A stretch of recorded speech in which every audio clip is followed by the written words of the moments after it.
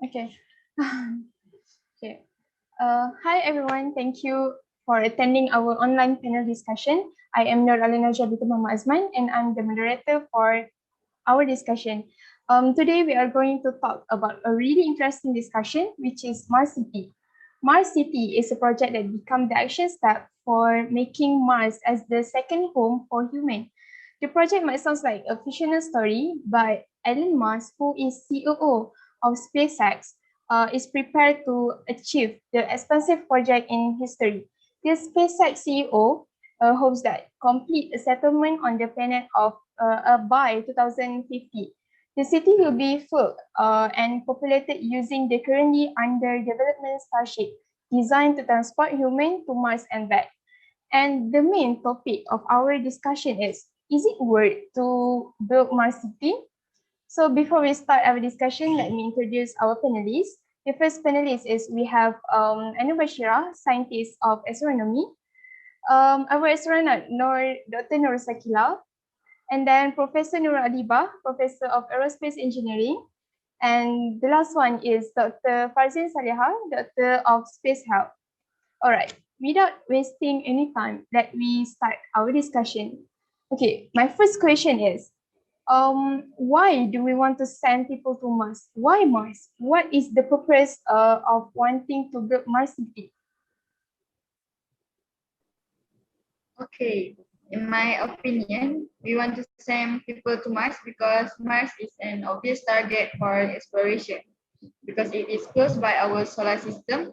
But there are many more reasons why we send people to Mars and what is the purpose of it. The scientific reason for going to Mars can be summarized by the search for life, understanding the surface and the planet's evolution, and preparing for future human exploration. Understanding whether life existed elsewhere in the universe beyond Earth is a fundamental question of humankind. So I can say, in conclusion, we send people to Mars actually for exploration. But regarding two questions that related to Mars City issues, the reason is for preparation before something bad happened to Earth that we can do nothing about it. So it's like we're preparing our second home. Thank you. I agree with those reasons. And in my observation, the other reason are there are a lot of humans in the Earth. The population in Earth are over 7.8 billion in 2020. And I think that is the major purpose of why we send people to Mars. To reduce the human population graph, we need to send people to Mars. And of course, the human that sent to Mars need a place to live, and so that the scientists are planning to build the Mars City. I'm sure that the Mars City mission will help to succeed the reduction of human in the Earth. That's it. So how are we getting there? All right. First, we will need a very fast rocket to escape the pull of Earth's gravity. So after having discussion with the scientists, we will be using a huge rocket that use a very high quality of steel and also fast. We will be using a very huge rocket. It is because we need to bring a lot of things such as the daily need of human and also the important equipment and human. And some of you might wonder why we are not going to use many rockets. We only get to go to the Mars in the certain time, and this is because about every 2 years, the two planets, Earth and Mars, are in the perfect position to get to Mars with the least amount of rocket fuel. That is important. The total trip are 300 million miles away from Earth. So we need to pay attention that when we get the perfect position of the two planets, all items are ready and we're going to use minimum number of rockets. That's all. This project grand plan is for establishing a human settlement, but colonizing Mars won't be easy. The composition of Mars' atmosphere is vastly different from that of Earth.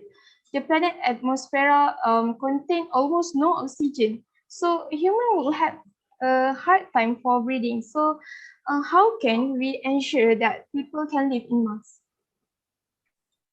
Right. MOSI, or the Mars Oxygen in situ resource utilization experiment, is part of NASA Mars 2020 mission that will help us learn if we can use Mars in carbon dioxide atmosphere to manufacture oxygen to not only breathe, but to also use as fuel. On Mars, water is scarce and mostly frozen, so conventional electrolysis is not the answer. Research at the California Institute of Technology in Pasadena found the molecular oxygen can be produced by crashing carbon dioxide into goldfoil at high speed. The MOSI module is about the size of a car battery and is incorporated as part of NASA 2020 Mars rover. Over the course of its mission, it will test whether this technology can effectively produce oxygen on site at the rate at more effective and more coefficient than transporting it from us. If successful, this experiment could be an important building block of planned Mars exploration by astronaut. Thank you. For me, scientists have known for quite some time how to manufacture or recycle oxygen for space mission. Like on the International Space Station (ISS), electrolysis of water is the main method used to generate oxygen on the ISS. Water is split into oxygen and hydrogen. The oxygen is vented out into the cabin air system, and the explosive hydrogen is vented out into space. Oxygen also can be produced by splitting water into its constituent parts, hydrogen and oxygen. The oxygen will be used to provide a breathable atmosphere in the living units, and a portion will be stored in reserve for conditions when there is less power available, for example at night and during dust storm. That's all. Oh, okay. How about gravity? The low gravity of Mars also poses a challenge for two human colonizers. We know that long exposure to the zero gravity of space causes bones and muscle to deteriorate. So how exactly are people living in Mars?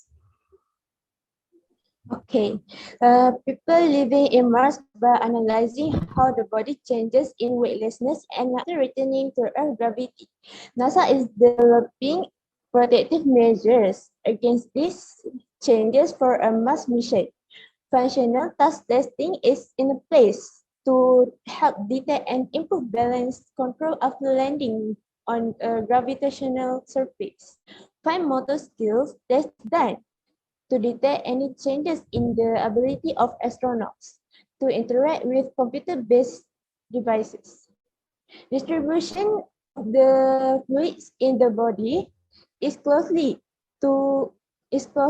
monitored to help evaluate any connection to changes in vision. A lower body negative pressure devices could help draw fluids from the head into the legs as well. Back pain, which some astronauts have reported experiencing during spaceflight, is monitored by obtaining spinal ultrasound. Muscle size and bone density are assessed for deterioration using MRI and high-resolution imaging techniques before and after flight. That's all. On the journey to Mars, astronauts will encounter three different gravity fields. The space traveler will start in Earth gravity field, which is approximately 10 Newton. They will experience wilderness during the 6-month journey to deep space, and they will live and work in a gravity field 3x as strong as Earth while on Mars. Each time the gravity changes, the astronaut body will have to adapt. with, without gravity, a person bone density drop by 1% each month because their body is working against the force. The Human Research Program has been studying the effect of spaceflight both on and off the Earth. Thank you. Okay. Water source also very important for humans. So before humans go there, we will have to figure out how they will get water. How can we ensure we have enough water in Mars? I mean, water supply. Okay, on Mars, water can be extracted from the soil. The rover will select the location for the settlement primarily based on water content in the soil. We expect this to be at a latitude of between 4 and 45 degrees north latitude. Water extraction will be performed by the life support units. The rover will deposit soil into a water extractor in the life support units. The water extractor will heat the soil until the water evaporates. The evaporated water will be condensed and stored in the dry soil expel, and the process repeated to extract more water. About 1,500 liters of reserve water will be stored in each life support unit. Since Mars has gravity, water can be used in the same way as on Earth. Each astronaut will be able to use about 50 liters of water per day. The water will be recycled, which takes much less energy than extracting it from the Martian soil. Only water that cannot be recycled will be replaced by water extracted from the soil. That's all. Um, uh, what about what engineering system will be used on this project? How will they work? There are two systems we use, low-tech tools and high-tech solution. Low-tech tools is a simple technology opposed to high technology. They often refer to a traditional or mechanical kind, such as drum and tools that predate the industrial revolution. This is about low-tech tools. For high-tech solution, it is the most advanced and developed machine and method, and also very modern-looking or made with modern materials. If users get to Mars, some say they would rely on relatively low-tech tools and high-tech solution. Others say that semi-autonomous diggers, melters, transporters, and a process known as regolith additive construction (RAC) would be used to construct the building. In the Earth, when we go to a remote location to do an engineering development project, we have learned that taking high-tech equipment is not really the right approach. We only need appropriate technology, and the main reason for this that the colony will have to be largely self-sufficient with the current technology. With the current technology, it takes unmanned spacecraft around 6 to 8 months to get to Mars, and that is only when two planets orbit are at the right point relative to each other. And those are my opinion. Thank you. Okay, thank you. Between the loss of its magnetic field and its atmosphere, so the surface of Mars is exposed to much higher level of radiation than Earth. So how can we overcome this situation?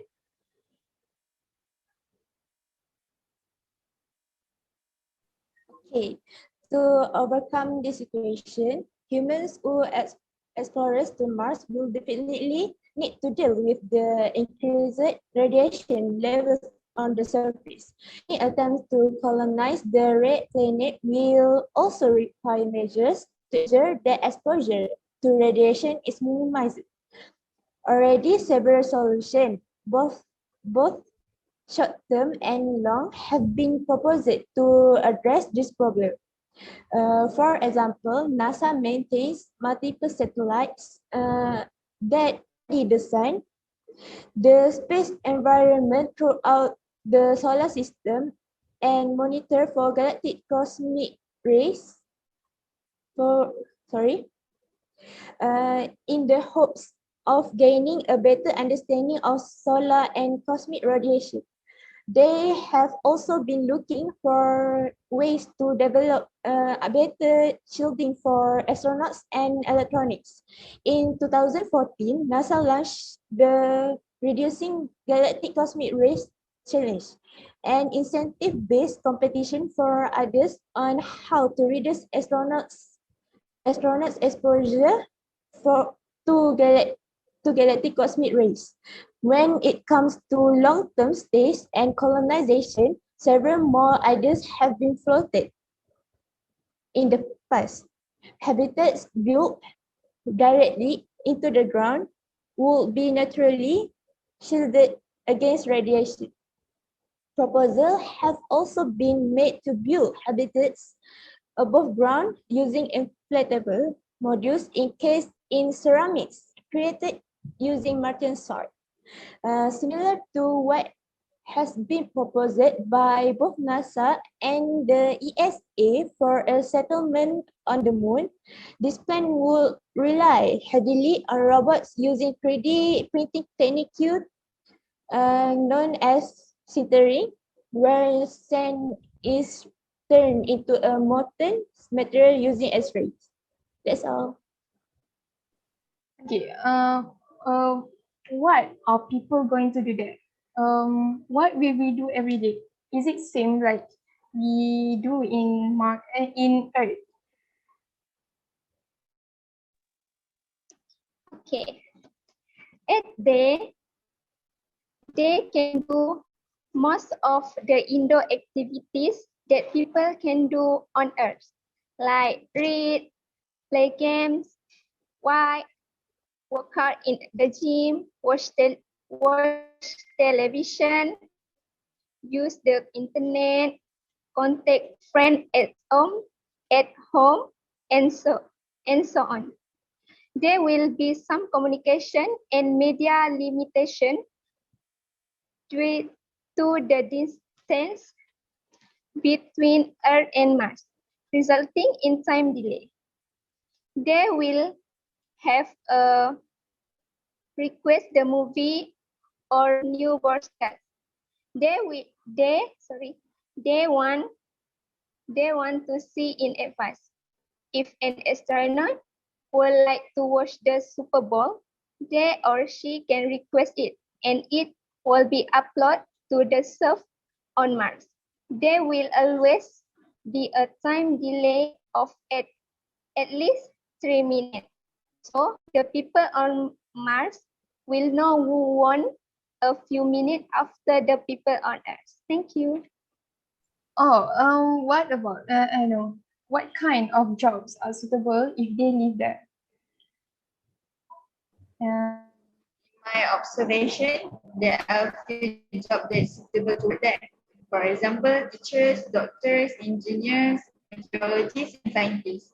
The teachers are needed because the human that will transfer there need a teacher for their academic and also a leader to teach them how to survive living in the Mars. Doctor is a very important role there because there might be a lot of illness, so we need a doctor to help us in Mars. For engineer, they are needed too because engineers are supposed to build the construction, building, and also repair the city if they had a broken. Next is meteorologists. Meteorologists need to observe the weather there. Lastly, scientists. Scientists have to explore and study the Mars. And this is my opinion on what jobs are suitable to work there. Okay. What about raising a family? Okay, my opinion. People can raising a family in space. How humans might evolve both physically and culturally as we leave our home planet. Before anyone grows up plans for Mars colonized or multi-generational spaceships, it is essential to give serious thought to having extraterrestrial children. It may not even be possible to conceive a child in space, which would put paid to cosmic colonize straight away. sex in space is doubless, mechanically doubled. But what is less clear is whether it will result in conception. Spaceflight is proven to be bad for human health, but its effect on reproductive health is not yet fully understood. The limited studies carried out for suggest that microgravity is likely to disrupt the body's hormones, and cosmic radiation could cause damage to the developing embryo. Okay, thank you, Doctor. So, every action that we take probably have their own risk. So, what the risks you think that we'll face on this project? I think for our last question, I need the response from all of you. Okay, for me, the risk that we will face is we might lose of food and beverage resource. Growing plant, growing plants on Mars is not going to be easy. The soil is really salty and acidic. It is still unclear if we should bring bacteria to Mars to help plants grow as they do on Earth. Other than that, since Mars is cold temperature than Earth, we need to use a lot of clothes, and we might inadequate clothing. And we cannot go back and forth to the Earth just to take the daily needs. Just like I've said before, there is a certain time that we can go to Mars and back to the Earth. So we need to learn how to survive in Mars. Thank you. Okay. Anyone? Okay, for me, most people know that being exposed to too much radiation can make humans sick. But the levels of radiation human experience on Earth are nothing compared to those that astronauts will be exposed to on the journey to Mars. Outside of Earth, protective shield radiation can increase cancer risk and damage a person's central nervous system. Other damage of being exposed to such high radiation include nausea, vomiting, anorexia, fatigue, cataracts, cardiac disease, and circulatory disease. Okay, Wow. thank you. Okay, in my point of view, cost overruns are also not uncommon in large projects in any arena. The risk for cost overruns in the Mars City mission is reduced by using existing technologies and by the fact that about 66% of the cost is associated with launch and landing, both of which are well understood and proven variables. Mars City has developed a detailed risk analysis profile which guides both in its internal technical development as well as the relationship it built with its aerospace suppliers. This risk analysis profile will continue to evolve and improve over the years prior to the first humans walking on the planet Mars. Thank you. The last one is Dr. Norsakela. All right. Okay. The trip take around 7 months, a bit longer than astronauts currently stay on the International Space Station. The precise duration of Earth's journey depends on when it is taken, because both Mars and Earth orbit are not perfectly circular. The time it's taken to travel between them varies from 6 to 8 months. So the risk of carrying construction equipment in the rocket is danger within 6 to 8 months of launch. Thank you. Okay, thank you so much. So in conclusion, life on Mars is a topic that has generated a lot of curiosity among scientists and experts. Furthermore, establishing life on Mars involves a lot of challenge. However, the hope and ambition for this purpose are well alive and present. most important is humanity must make serious effort for establishing life on Mars. So we actually have fortunately come to end of our time. So yeah, thank you all. Thank you for all our panelists.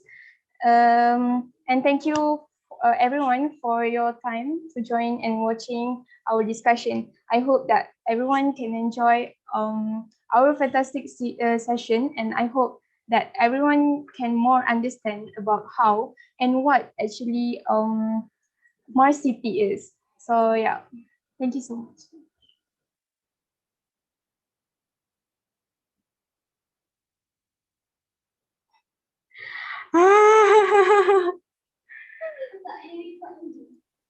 Done.